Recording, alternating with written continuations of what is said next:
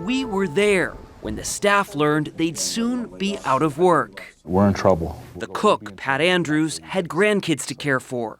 The hostess, Sarah Lerner, was pregnant and due any day. And one of the waitresses, Jennifer Rambo, worried how she'd support her 3-year-old at home.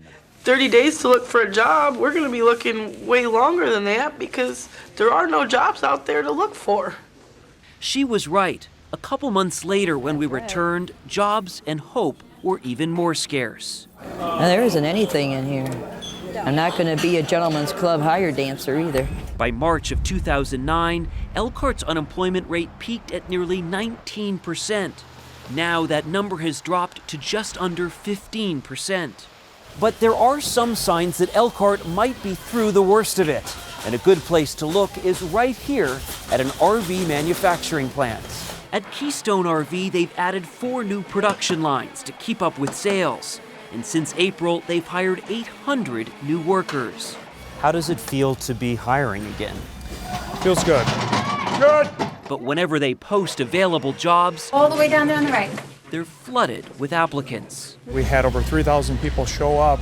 For 200 jobs? 200 jobs. Wow. So it's very clear that the need is out there. These RV jobs are jump-starting others. And a roasted chicken white. Sarah Lerner had her baby, and along with her Dakota restaurant colleague, landed a job at Angelo's. And after more than a year of searching, Pat Andrews, the cook, landed part-time waitressing work, but makes just $120 a week. It just, every day it looks worse to me instead of better. Really? Even with the unemployment numbers here in Elkhart, a bit better? I don't see it better, I really don't.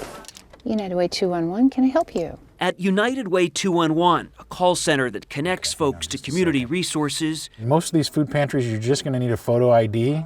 they've seen an almost 65% jump in crisis calls from Elkhart, totaling almost 10,000 last year.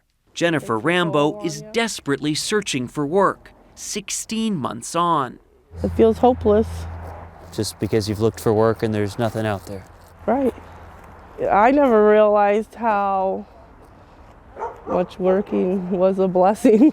Blessings that are still too few to go around. Seth Doane, CBS News, Elkhart, Indiana.